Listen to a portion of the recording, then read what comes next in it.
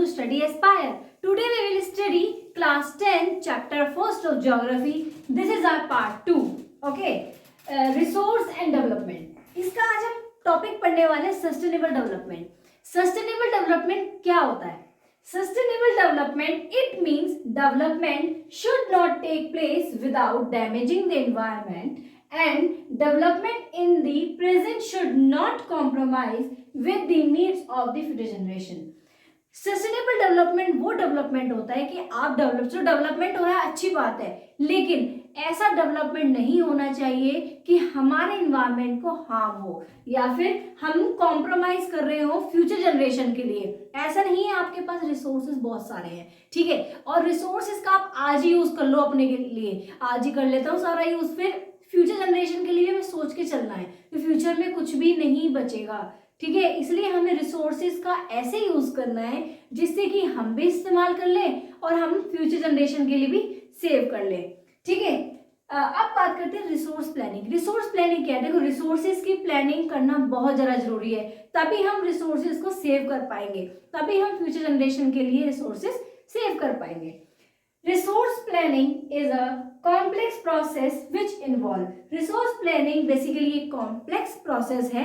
अब बात करते हैं identification and inventory of resources across the region of the country. देखो, कंट्री में हमारे जो भी रिसोर्सेज हैं उनका आइडेंटिफिकेशन होना बहुत ज़्यादा जरूरी है, ठीक है. किस तरह का रिसोर्स है हमारा, क्या inventory of resource. Identification and inventory most important है, ये कि बहुत जरूरी है आपको ये आइडेंटिफाई करना. It involve survey, mapping, qualitative and quantitative estimate. अब आप आइडेंटिफाई कैसे करोगे? सर्वे के थ्रू, सर्वे आप करोगे, ठीक है, मैपिंग के थ्रू, क्वालिटेटिव एंड क्वांटिटेटिव के थ्रू, ठीक है. ये कुछ प्रोसेस है जिसके थ्रू आप आइडेंटिफिकेशन कर सकते हो रिसोर्सेज का. Evolving a planning structure with appropriate technology, skill and institutional set up for implementing resource development plan. देखो, जो आपने, चलो आपने प्लान आपने आइडेंटिफाई कर दिया, मतलब कि रिसोर्स आपने सारे आइडेंटिफाई कर दिए, हाँ ये सारे रिसोर्स, अब उनकी प्लानिंग करोगे तभी तो फ्यूचर के लिए सेव कर पाओगे. तो प्लानिंग करना बहुत जरूरी है. कैसे प्लानिंग करोगे कि कौन सी टेक्नोलॉजी से आप उस रिसोर्स को यूज करोगे या कौन सी टेक्नोलॉजी से आप रिसोर्स को लेके आओगे अपने पास, किस टेक्नोलॉजी से आप उस रिसोर्स को सेव करोगे. तो टेक्नोलॉजी बहुत ज्यादा इंपॉर्टेंट है. Technology, skill and institutional setup, और उन रिसोर्सेज के लिए आप इंस्टीट्यूशनल सेटअप भी करोगे. Matching the resource development plan with the overall national development plan. फिर आप क्या करोगे जब आपका प्लान बन गया, आपने रिसोर्स डेवलपमेंट आइडेंटिफाई कर लिया, फिर उसके बाद क्या करोगे? आप मैच करोगे. कैसे मैच करोगे? रिसोर्स डेवलपमेंट प्लान को आप पूरे नेशनल डेवलपमेंट प्लान के साथ मैच करोगे, ठीक है. प्रॉफिट में होना चाहिए, लॉस में तो नहीं है. हम ऐसा तो नहीं, हमने प्लानिंग इस तरह से कर ली है कि ज्यादा से ज्यादा यूटिलाइजेशन हो रहा है रिसोर्स का और हमारे पास सेविंग इतनी नहीं हो पा रही है. तो बहुत ज्यादा इंपॉर्टेंट पॉइंट है ये याद रखना कि हमें बाद में मैच करना बहुत जरूरी है हमारा रिसोर्स डेवलपमेंट प्लान को हमारे overall national development plan. Development of resources. Resources are free gift of nature. देखो, हमें पता है रिसोर्सेज हमारे फ्री गिफ्ट है नेचर का, but the resources are accumulated in few hands. लेकिन जो रिसोर्सेज है ना वो सिर्फ कुछ ही हाथों में है, कुछ ही लोगों के हाथ में है कि वही. अब देखो, जैसे मेरे हाथ में कोई पावर आ जाए, ठीक है, कि रिसोर्सेज मैं जैसे चलाना चाहूँ वैसे चला सकती हूँ, ठीक है. तो indiscriminate exploitation of resources have lead to global warming. इसकी वजह से क्या होगा? रिसोर्सेज का एक्सप्लॉयटेशन होगा, अपनी मर्जी चलाएंगे जिनके हाथ में होगा, ठीक है, और जिसकी वजह से क्या होगा? ग्लोबल वार्मिंग होगा. Thus, resource planning is essential for the sustainable existence of all the form of life. देखो, रिसोर्स प्लानिंग बहुत ज्यादा इंपॉर्टेंट है. ऐसा नहीं होना चाहिए कि कुछ ही लोगों के हाथ में रिसोर्स प्लानिंग हो, ठीक है, कुछ ही हाथों में रिसोर्सेज हो कि हाँ जैसे वो चाहे वैसे चला ले. रिसोर्स प्लानिंग होनी चाहिए, सबको पता होना चाहिए. अब देखो, रियो अर्थ समिट. रियो अर्थ समिट हुआ था 1992 में. ये क्या था? फर्स्ट इंटरनेशनल अर्थ समिट. फर्स्ट इंटरनेशनल अर्थ समिट, इसका मतलब एक मीटिंग रखी गई थी जिसमें क्या था? 100+ head of the state meet. 100+ जो स्टेट्स के मेंबर थे, स्टेट्स हेड थे, वो उसमें प्रेजेंट थे. देखो, चाहे कुछ भी हो, हमारा वर्ल्ड तो एक है ना, हम पहले बात करते हैं एक कंट्री का रिसोर्सेज, एक कंट्री का रिसोर्सेज, लेकिन सारी कंट्री के अलग अलग स्टेट्स के वो ले आए, मेंबर्स आए हेड, तो पूरा वर्ल्ड तो एक ही है ना, उसके अंदर सब रहते हैं। तो एक ग्लोबल लेवल पे लोग वो चाहते थे कि प्रॉब्लम का सोल्यूशन मिल जाए। The summit was convent for the addressing urgent problem of environmental protection and social economic development at the global level. तो उस मीटिंग में पर्पस क्या था, उस मीटिंग का ऑब्जेक्टिव क्या था? उस मीटिंग का ऑब्जेक्टिव ये था कि हमारी जो एनवायरमेंट प्रोटेक्शन ग्लोबल लेवल पे हो, ठीक है। Urgent problem of environmental protection, उस वक्त बहुत ज्यादा प्रॉब्लम थी कि फेस चल रही थी कि एनवायरमेंटल प्रोटेक्शन बहुत ज्यादा होना चाहिए। इस वजह से अलग अलग स्टेट्स के हेड्स आए थे और ये इस पे डिस्कशन कर रहे थे कि इसका कोई सोल्यूशन निकल जाए जिससे कि हमारा एनवायरमेंट प्रोटेक्ट हो सके। Okay, and socio economic development at the global level. और इकोनॉमिक डेवलपमेंट पूरा ना ग्लोबल लेवल पे हो, ऐसा ना हो कि खाली एक स्टेट का हो रहा है, एक स्टेट में ज्यादा रिसोर्स जा रहे हैं, एक कंट्री में ज्यादा रिसोर्स जा रहे हैं, नहीं, पूरा इक्वल होना चाहिए, ठीक है। रिसोर्स प्लानिंग इस तरह से होनी चाहिए जी कि सब जगह का डेवलपमेंट अच्छे से हो और हर जगह का equal. Why resource planning is required? अब बात करते हैं रिसोर्स प्लानिंग हमें चाहिए क्यों। बहुत देर से बता रही हूँ मैं आपको कि रिसोर्स प्लानिंग बहुत जरूरी है, बहुत जरूरी है, लेकिन क्यों जरूरी है?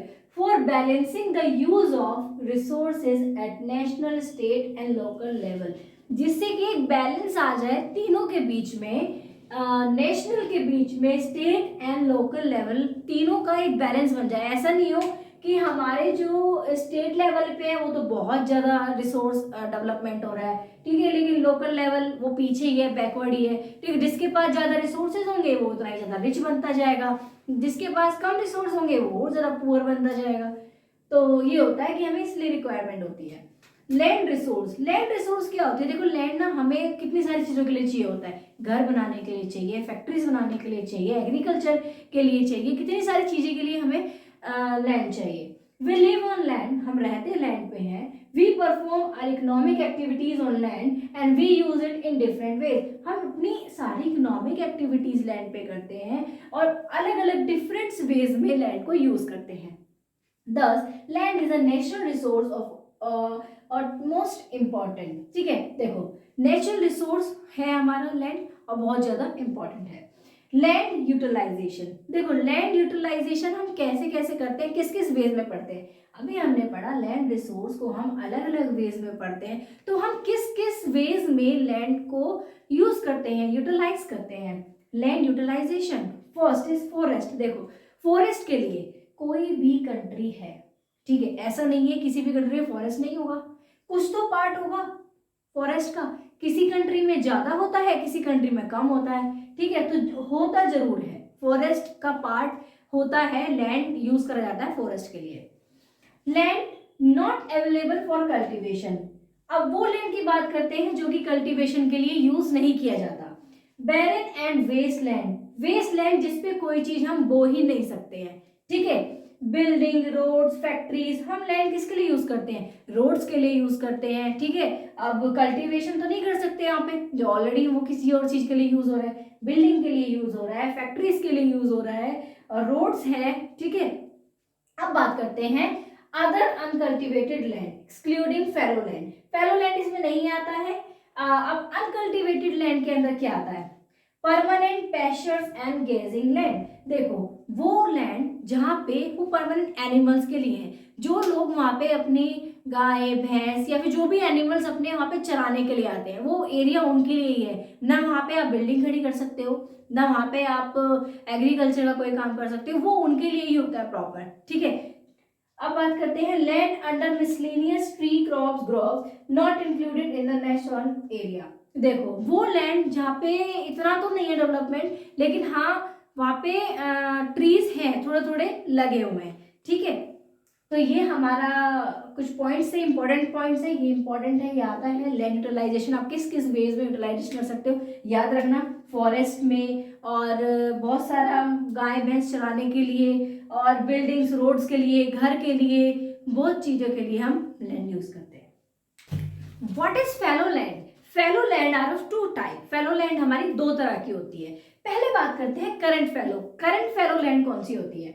लेफ्ट विदाउट अनकल्टिवेशन फॉर 1 और लेस देन 1 एग्रीकल्चर ईयर। वो लैंड जो कि हम विदाउट अनकल्टिवेटेड छोड़ देते हैं, कितने टाइम के लिए, कितने समय के लिए, 1 साल के लिए या फिर 1 साल से कम के लिए, उसको हम करंट फेलो कहते हैं। Other than current fellow land कौन सी लैंड होती है? Left uncultivated for past 1 to 5 agriculture year. हम उसको अनकल्टिवेटेड छोड़ देते हैं पास्ट 1 to 5 ईयर्स। ध्यान रखना 1 to 5 ईयर्स।